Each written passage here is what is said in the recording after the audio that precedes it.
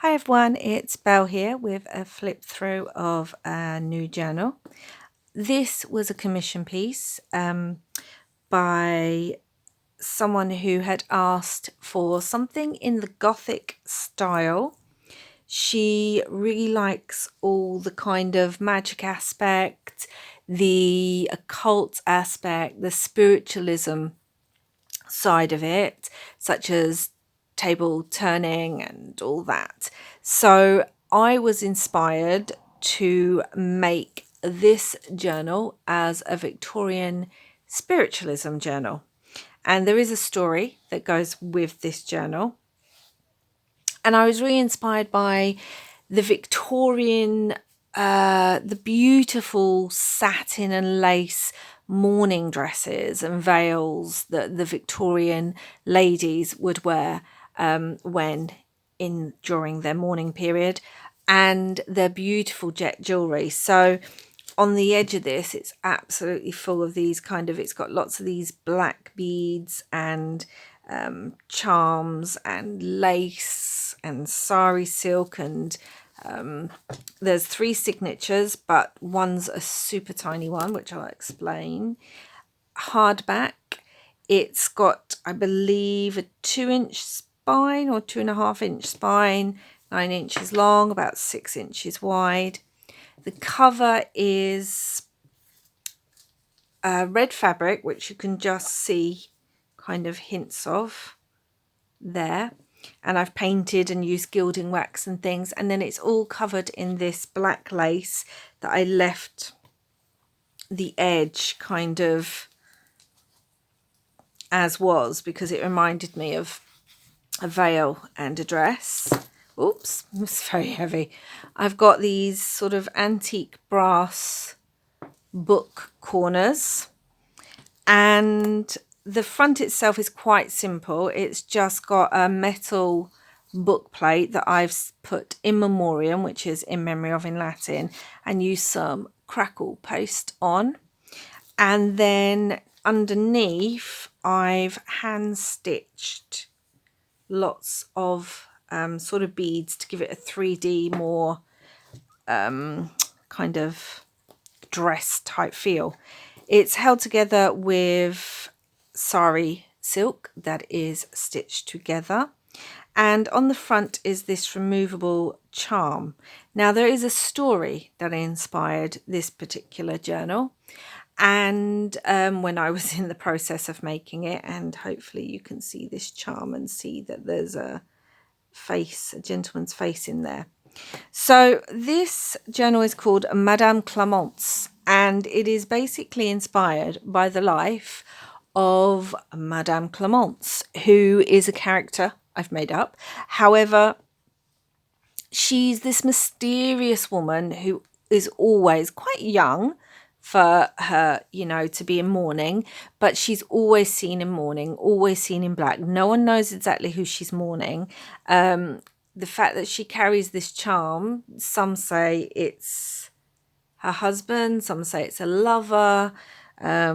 She doesn't really tell people what her story is, which makes her even more interesting and mysterious.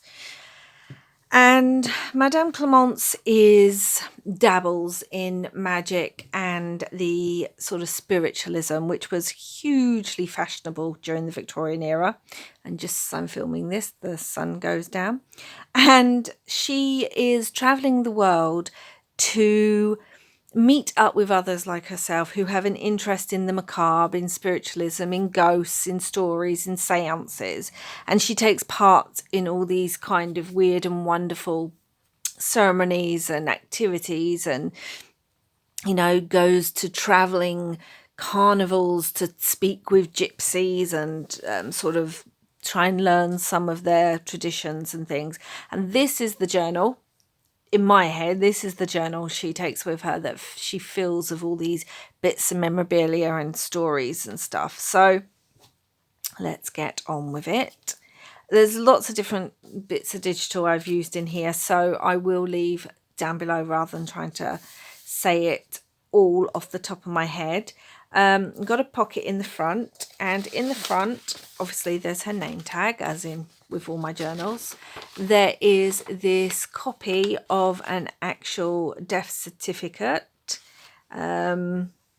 which the person whose journal this is can obviously read that. And right here in the front, everything's falling out now, is a picture of Madame Clemence herself. And look, she's in this gorgeous, beautiful dress with this lace kind of veil behind her. And just look at that face. It's just, her eyes said it all to me. And you can actually see some of the jewellery there. So this is Madame Clemence. This is her journal, her story, her travels. Lots of writing space in here because the person who commissioned this journal, this is a tuck spot here. I've got these photographs which are by, I believe it's Dolly at Gipsyrosepaperie. Lots of those. Yeah, the person who commissioned this, there's a gentleman down there, envelope. Look at this image. I will get this sentence out in a minute, and that's just got all sorts of bits in there. She actually wants to be able to write in this, but also wanted lots of ephemera and lots of embellishment. So there's lots of space for writing, and almost every piece of ephemera has writing space on the back. These are those kind of photos that were very popular. You know, photography was still fairly new, and people were making all these spooky photographs. Yeah, so she wanted lots of ephemera, but she wanted lots of space to write. There's stenciling, all the pages are tea dyed, lots of stitching, bit of stamping. There's another pocket here with some flocked paper and some bits of ephemera. As I said, it's all to be written on the back. I'll try and go fairly quick, but show you everything. This is a phrenology image, another thing that was very fashionable during the Victorian era. These are some of those beads that are on the edge that just remind me of mourning jewellery, almost like part of a choker that they would wear. Some die cuts that are gilded. My first attempt at franking paper, because I have a new sewing machine that makes that kind of thing easier. And here's a pad with lots of notes, embellishment, with some vintage buttons. There's lots of sort of different types of cream or neutral sari silk, as well as black lace and cream lace. I wanted it to have a kind of neutral colour palette, but with obviously pops of black and pops of red and gold. There is a little, it's a photocopy of a sympathy note from Maud Lorenzo or something. So Madame Clemence has just tucked that in there, an embellishment cluster. And here we have, it's supposed to be, I suppose, like a Ouija board. Some vintage music paper as well. This beautiful photograph that I just love. And again, it's all on the back, can be written on. I've put moths in here because I was always told that moths are the spirit of the dead sort of coming to visit, so I thought that was quite appropriate. Some more of that graveyard photography. I'll link all that. Little pocket here with some element cards in there for the magical side. Lots of grungy paper. Everything's edged in black. Here's one of the collage journaling cards, one of my collage journaling cards, with some fabric and a gorgeous image and writing space. Another beautiful image with the hourglass on that one. Yeah, lots of the paper in here is very kind of grungy. Some more stamping. Here's one of the flips, but this lace really reminds me of a veil. And there's just a little Tim Holtz token there that says Ghost. So I love how that's turned out. Some vintage graph paper that I've tea stained as well. This is some vellum, beautiful vellum with the words, beautiful neutrals and stuff on there. I'm going quite quickly because, well, there's a lot to get through. So Look at this little image. It makes me laugh. Probably shouldn't, but it does. Just randomly taking a photograph of our headless family member, as you do. Yes, this is an embossed pocket with lots of gilding, and again some journaling cards, lots of writing space. Another beautiful image. Oh, is that? Oh, I thought that was a pocket. It's not. Have I missed the pocket? There might be a pocket I've missed, but maybe not. And in the middle, both of the big signatures have this in the middle, which is spells and potions that can be written on. Another embellishment with some vintage buttons and some hand stitching. And here we come to our first charm. There's sort of 5 dangly charms. This to me looks like a piece of from, oh gosh, went a bit blurry, some jewellery. And there's that art, is it psychometry, where you can, by touching something, be able to get memories or images of the person who owned it. So this is another replica, and I believe it's by someone who got killed on the railways in 1903. So that's in there, and it's got one of my wax seals on there. And I just thought maybe this piece of jewellery was on the man when he passed away, and Madame Clemence has collected it to see if she can get any sort of story, if he will come through to her. It's an image of Matthew Hopkins, the Witchfinder General. Little tuck spot here. Lots of poison and bottles and potions, because Jekyll and Hyde, you know, all those kind of books, Frankenstein's monster, Jekyll and Hyde, Jack the Ripper was around at the time. There's all sorts that was going on in the Victorian era, and Madame Clemence has it all, you know, travelling, getting all these stories. Here's a snippet belly band, and another, I love this image as well. Look at him. No, so Victorian. You know, instead of screaming, he's being very dramatic about it all. Journaling card there. That's tucked in there. Oh no, here it is. So this is a tuck spot too, and in here there's this image, which again is a replica of an actual image.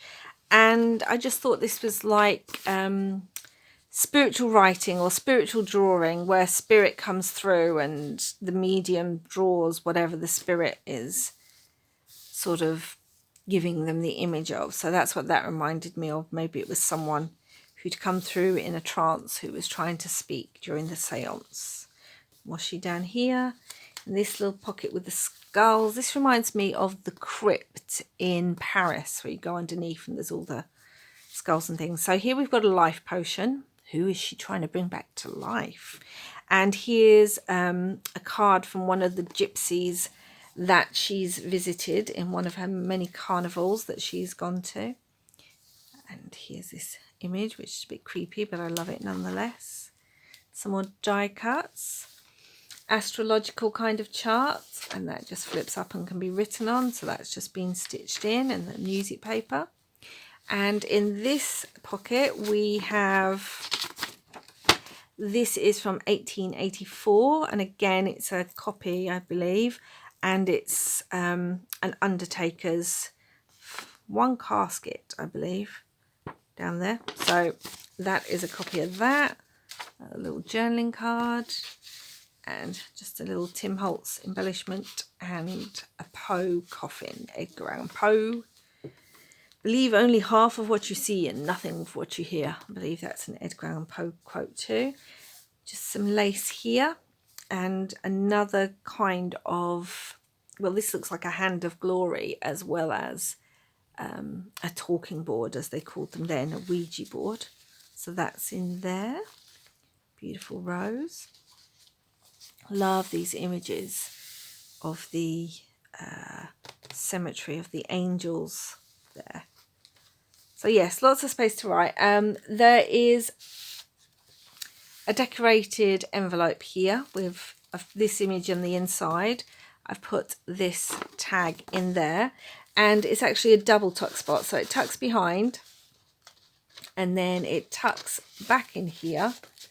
Oh gosh, it's always hard to do these back on camera, and you just see the eye poking through. And here we have some salt in this charm. This is actual salt from a place near me that makes and sells the salt locally. I've got this again, another beautiful photograph. It says abandoned, and this comes out, but it could be stick down if wanted, or opens up to be written in. Someone with a crystal ball calling up the spirits. Lined paper, that's the flower. Some more of that beautiful bead trim. It almost has a red tinge in the light. It's really, really beautiful. Here's another pocket, and in here we have another, oh, why can't I find my words today? Cemetery statue. And here's this woman, who's this, that Madame Clemence has met in her travels. You know, is it a witch? Is it a seance? And another Hand of Glory card that could be written on. Is it just someone who goes into trances? What's the story? And we have a mini journaling card here with these. These are from Release the Craftin. I love these, and I've used them throughout this book. So, throughout this journal. Another angel. And that is the end of the first large signature. Now, because she wanted a lot of space to write, in the middle I've put a much smaller signature that is undecorated and is just space to write, because I feel like Madame Clemence, this would have been her sort of secret bit, or where she wrote her potions, or maybe kept addresses, things like that. Something, she didn't have images. This was purely for writing. And there's some more vintage craft paper here, again all tea stained, all edged with black soot, and that is that it? Yeah, and some sari silk in there. And that is the third signature, small, but just for writing in. And now we come to the third and final signature. Love this image of the crow or raven sitting on the cross. And again, this is a front pocket. I haven't filled every pocket because it's just, well, it's already chunky enough. And another envelope with some little bits and pieces in there for the lady whose journal this is. Stamping. Another one of those spooky photographs. Is it a ghost? Is it a spirit? Is it a trick? Yeah, I'm sure Madame Clemence came across many people, let's lift this a little bit, in her travels who maybe weren't being, there's that moth again, as honest about their gifts as they should be. Yes. I feel like she must have had an interesting life, Madame Clemence. It's another little embellishment cluster. Here we have journaling card and another photograph of this woman in this gorgeous, again it looks like morning wear, and it's got all the jade and the beadwork on it, and I've burnt it a little bit so that it looks really old. Maybe it was someone else Madame Clemence met. Here we have this little card, and got the C because it's Clemence, obviously. Although, what's her last name? And another element card. Once upon a midnight dreary, while I pondered, weak and weary. Another Edgar Allan Poe quote. And some die cuts with gilding in this gorgeous, it's like a skull rock face with the flowers on. Really beautiful. Poison. This can be written on as well. Little tuck spot with this very creepy young girl in it. You see her face. Another one of the strange and mysterious people that Madame Clemence has come across. Some more snippet belly band trim. And here we have another, oh no, there's a spirit behind me. Get away image. One of my collage cards. Music paper. And this is a tea stained and stamped CD case, and inside is just this journaling card with the skull that pokes through. And now it's gone again. There's the moth, and here's another charm. Feel like this would have been off. It looks almost like an earring, so maybe the person they're trying to contact, that's was their earring in life. And then we have this little booklet that opens up, if I can open it up, running out of time, with some bias binding, and it just opens up and can be written in. So lots of space to be written in. Whose earring was that? Did they contact her? Was it successful? What message did she have to share? And here is Xanthor, spiritual plane and supernatural reasons before. So he is the oracle, the magical Xanthor. And these creepy little girl twins that the photograph has kind of picked up a demon in their eyes. It's another interesting experience.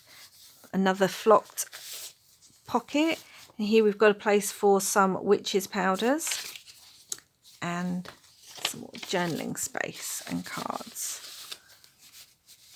The approaching dark, some more Franken paper there, and vintage tea stained graph paper. Some, I believe that's Tim Holtz washi, and then this larger image again. I think this was from Dolly Gipsyrosepaperie's collection, I believe, and I've kind of ripped and torn it. And then there's a little charm here that just kind of says haunt, one of the Tim Holtz. And then on the other side we have another cemetery photo, because I'm sure in her time she visited lots of cemeteries, had seances, lit candles, explored stories of the dead rising. Some more vintage buttons on the embellishment. A pocket. He looks much more frightened than the others did by the ghosts. And again, another cemetery photo. Look at that. Isn't it stunning? And then I had this postcard, and the eyes were so creepy. So I added that in there. Again, it makes me think of someone who's drawn it. Maybe spirit has come through. Vellum. More vellum. Trying to go as quickly as possible. Another embellishment, and another side pocket with, oh, look at that guy, cursed indeed. Collage journaling card, beautiful angel, and there is the middle of the signature. And again, I left the signatures, I didn't add any more beads because there's quite a lot of beads and lace, and it's quite heavy as it is. I didn't want to add them to the bottom. There's that moth that's following us throughout the book. Palmistry guide, so someone else that she's been to see. And here we have a skull. I believe this is howlite, but it looks like bone, so maybe she's picked up some bone that's been turned into jewelry, because that was quite common as well. And here is an envelope with this very creepy looking guy on the front. Again, I've used my wax seal, and in here is actually a letter. Again, I think about someone. It says, pay to Berry Taylor $4 for digging the grave, or something. I don't know. It's on those replica ones again. So whatever it is, she's kept it in there because it's obviously important to Madame Clemence. Probably got another story behind it. So it does lie flat on this side, but writing on this side, I'm guessing you might have to take out all the embellishments. Spirits coming through here. We've got some apple divination card there, and a sort of beautiful cathedral kind of look. This funny cat.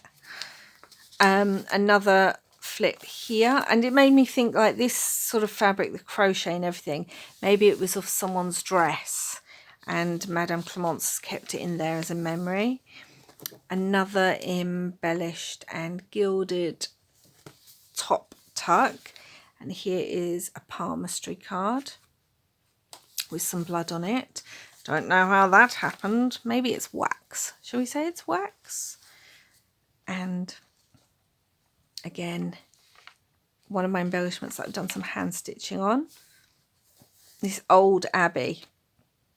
It looks like, I want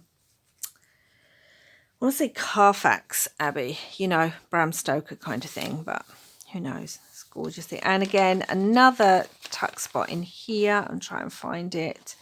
And, oh gosh, try and pull this out. And some more of those drawings that have been done probably while Spirit came through, whilst the medium was in a trance. But they can all be written on the back. So who knows who she was drawing. Pocket here. We have a photograph of a hand.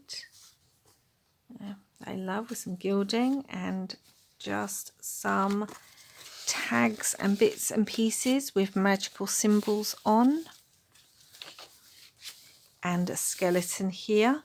Because I'm sure she was interested in the body. You know, obviously the spiritualists, they were interested in anatomy and what was going on within the spirit and the body. Little poison card. Keep chilled. And then they took all sorts of things. You know, there was a lot of opium going on and laudanum and things like that. That would have helped with the trance state. Pocket here. There's another element card. And then here is a check from a funeral home. Well, a copy of a check from a funeral home that is plain on the back, so it can be written on again. Some more of the beadwork. Embellishment. This made me laugh. Poison. Warning, habit may be forming. And on here is a page of some Edgar Allan Poe, and again a bit of stitching and frankenpaper can all be written on. And that just slots on there. So lots and lots of space for writing. Possibly too many pieces of ephemera, but I really enjoyed making this one. There's that moth again. Some skulls and roses. Tuck spot here with another little mini collaging card. Unearthly, supernatural, ghostly, unnaturally strange and weird. Yes, describes Madame Clemence and her journey through life. Beautiful snake. And here right at the back, we've got a large sort of skull and music paper digital, which is on tea stain paper and can be written on. This little skull, which could be used as a tuck spot somewhere. And again, some magical symbol card. And that, oh gosh, quite long. That is Madame Clemence, my latest journal, and I do really love how she's turned out. So I hope the woman who I've made this for loves her too. And I know this is quite a long video, so thank you for staying with me. Hope you enjoyed it. Can't think of anything else. Lots of threads hanging because I like all that kind of thing. And again, thank you for joining me. Thank you for joining Madame Clemence and listening to a little bit about her life. And I will be back again soon. Hope you're all safe and well and have a lovely day. Bye.